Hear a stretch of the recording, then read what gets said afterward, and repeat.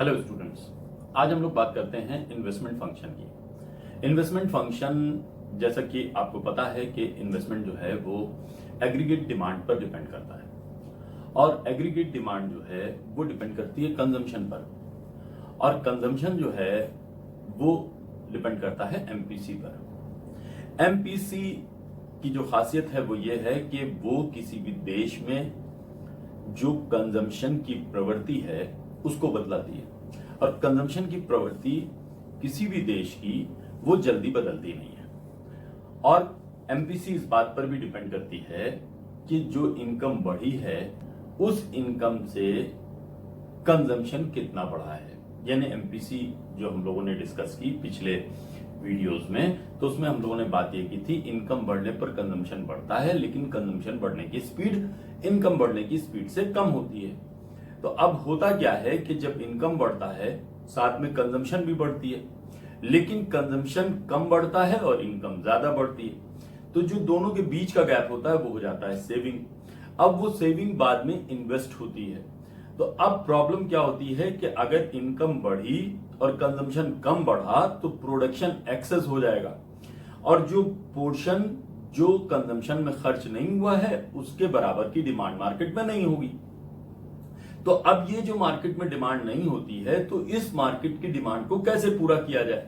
इसको पूरा करने के लिए होता यह है कि जो सेविंग की गई है वो इन्वेस्टमेंट के रूप में इकोनॉमी में इन्वेस्ट हो जाए। तो जब वो वापस पैसा मार्केट में आ जाएगा तो जो बचा हुआ हमारा प्रोडक्ट है वो बिक जाएगा। तो यानी कि ये बात समझ में आई कि इकोनॉमी में एग्रीगेट डिमांड को बनाए रखने के लिए खाली कंजम्पशन गुड्स की जरूरत नहीं होती, बल्कि इन्वेस्टमेंट गुड्स की भी जरूरत होती है, और इन्वेस्टमेंट गुड्स के लिए इन्वेस्टमेंट की भी जरूरत होती है। तो ये तो बात हो गई कि इन्वेस्टमेंट का इंपॉर्टेंस क्या है इकोनॉमी में। तो इकोनॉमी में इन्वेस्टमेंट की इंपॉर्टेंस बहुत ज्यादा है।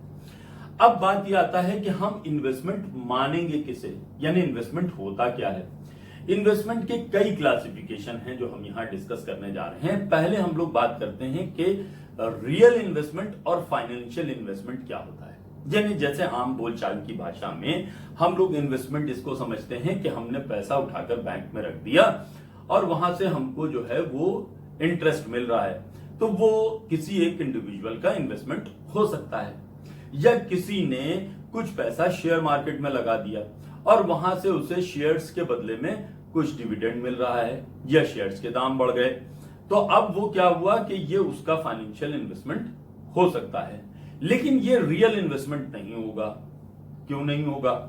फाइनेंशियल इन्वेस्टमेंट क्या हुआ कि हमने बैंक में पैसा जमा किया। पहले वाला एग्जांपल लेते हैं, हमने बैंक में पैसा जमा किया और उसके ऊपर हमको इंटरेस्ट मिल रहा है, तो ये किसी एक इंडिविजुअल के लिए तो इन्वेस्टमेंट होगा, लेकिन इकोनॉमी में अगर हम देखें तो इकोनॉमी में इससे कोई फर्क नहीं पड़ रहा है कि आपने बैंक में पैसा जमा कर दिया।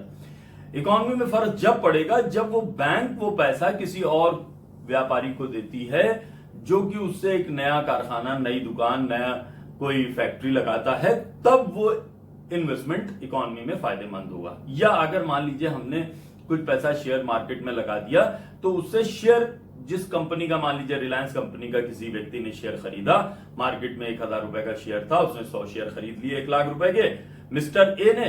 अब मिस्टर ए ने अगर शेयर खरीदे तो मिस्टर बी ने वो शेयर बेच दिए, तो रिलायंस कंपनी को कोई प्रॉफिट हुआ या कोई पैसा मिला? नहीं।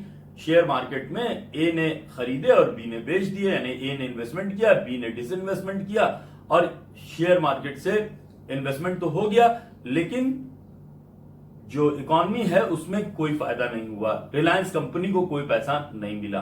तो अब ये फाइनेंशियल इन्वेस्टमेंट मिस्टर ए का हुआ और बी का फाइनेंशियल डिसइन्वेस्टमेंट हो गया। इकोनॉमी में इन्वेस्टमेंट नहीं हुआ। इकोनॉमी में इन्वेस्टमेंट जब होगा जब रिलायंस कंपनी कोई नई फैक्ट्री लगाने के लिए कोई नए शेयर्स इशू करे और मिस्टर ए उसमें 1 लाख रुपए लगाए, वो 1 लाख रुपए से फैक्ट्री बने, मशीन खरीदी जाए, रॉ मटेरियल खरीदा जाए, बिल्डिंग बनाई जाए, तो वो रियल इन्वेस्टमेंट हुआ इकोनॉमी में। और मिस्टर बी का भी इन्वेस्टमेंट उसे मिस्टर ए का भी इन्वेस्टमेंट वो माना जाएगा और रिलायंस कंपनी का भी इन्वेस्टमेंट वो माना जाएगा। ये रियल इन्वेस्टमेंट हुआ।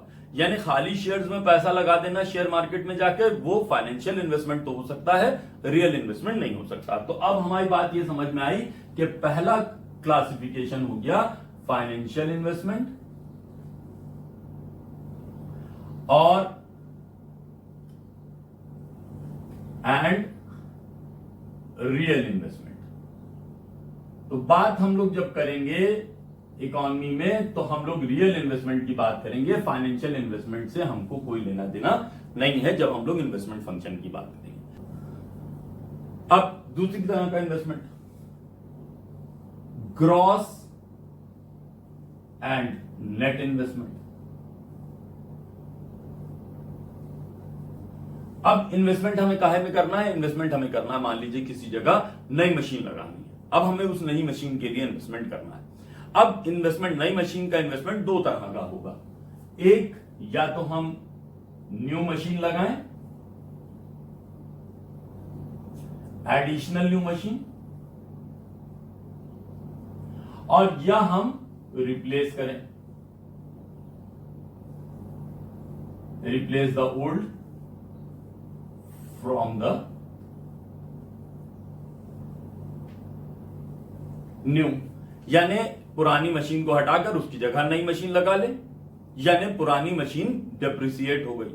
अब डिप्रिसिएशन से क्या मतलब? मान लीजिए हमने कोई एक मशीन लगाई थी 10 साल पहले और उसकी एवरेज एज जो थी वो 10 साल थी, 10 साल में नई मशीन खत्म हो गई, अब पुरानी मशीन खत्म हो गई। अब ये जो पुरानी मशीन खत्म हुई उसके बदले में हमने एक नई मशीन लगा दी, यानी कि हमने कोई जो नया इन्वेस्टमेंट किया है वो पुरानी मशीन हटाकर और नई मशीन लगा दी।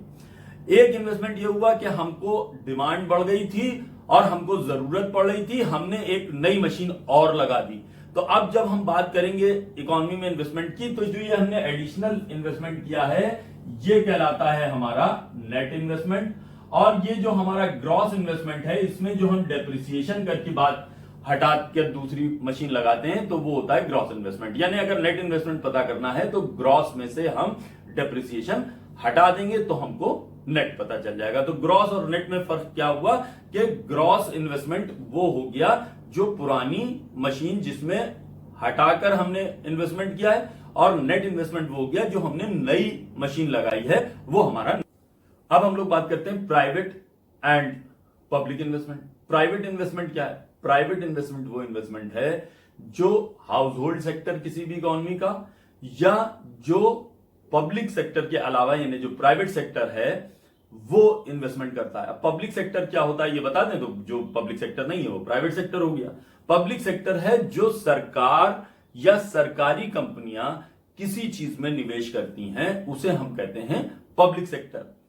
यानी जैसे मान लीजिए सरकार ने कोई पुल बनवा रहा है, कोई सड़क बनवा रही है, या कोई मान लीजिए उसने स्कूल बनवाया, अस्पताल बनवाया, या मान लीजिए सरकारी कंपनियों ने फैक्ट्री लगाई, मान लीजिए बीएसएनएल है, एमटीएनएल है, रेलवेज है, स्टेट बैंक ऑफ इंडिया है, ये सब सरकारी कंपनी है हिंदुस्तान में। तो ये अगर कोई नया इन्वेस्टमेंट करती हैं, ये कोई इन्वेस्टमेंट करती हैं तो ये कहलाता है पब्लिक इन्वेस्टमेंट।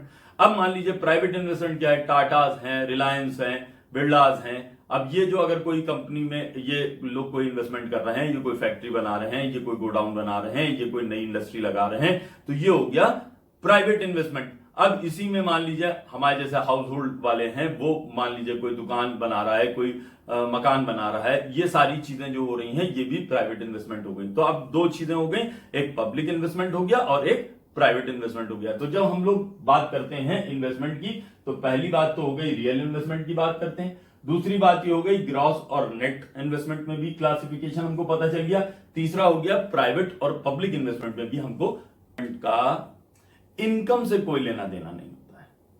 यानी इनकम बढ़े या ना बढ़े देश में ऑटोनोमस इन्वेस्टमेंट होता रहेगा।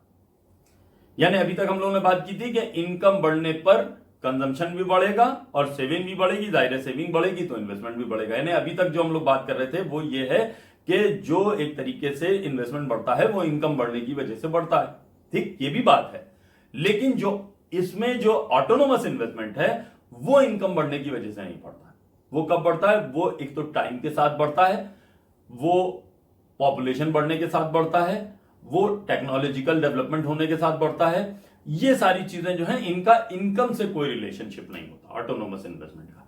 ये जो है ये अपने आप time to time autonomous investment बढ़ता रहता है। ऑटोनोमस इन्वेस्टमेंट से क्या मतलब है? ऑटोनोमस इन्वेस्टमेंट पब्लिक सेक्टर करती है यानी गवर्नमेंट करती है। इससे प्राइवेट सेक्टर से कोई मतलब नहीं होता। प्राइवेट सेक्टर कभी भी ऑटोनोमस इन्वेस्टमेंट नहीं करती, ये गवर्नमेंट सेक्टर करती है। अब ये इन्वेस्टमेंट काहे में होता है? ये इन्वेस्टमेंट जैसे मान लीजिए अस्पताल बनाए जा रहे हैं, मान लीजिए स्कूल बनाए जा रहे हैं, सड़कें बनाई जा रही हैं, पुल बनाए जा रहे हैं, अब ये सब पार्क्स बनाए जा रहे हैं, ये सारे इन्वेस्टमेंट क्या है? ये पॉपुलेशन बढ़ने के साथ साथ इनकी जरूरत पड़ती है और इनका डेवलपमेंट किया जाता है।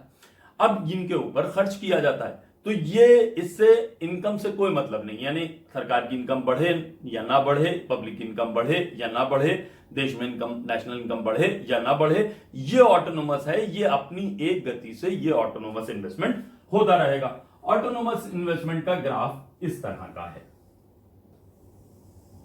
ये ऑटोनोमस इन्वेस्टमेंट होता है, ये आई ऑटोनोमस इन्वेस्टमेंट है।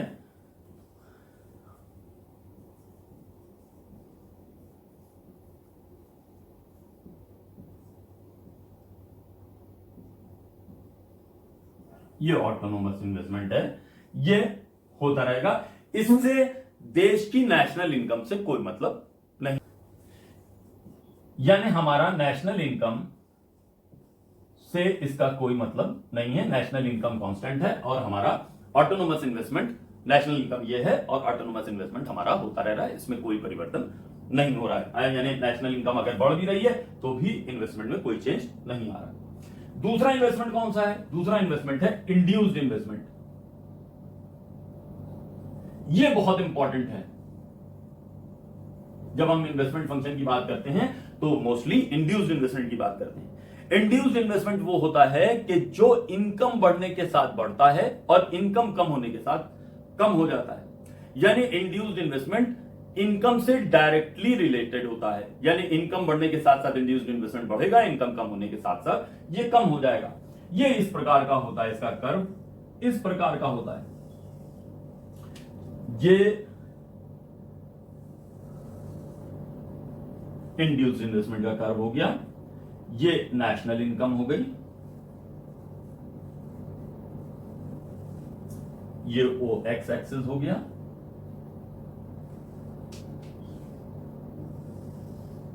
और ये हमारा ओ वाई एक्सिस है, ये है इंड्यूस्ड इन्वेस्टमेंट।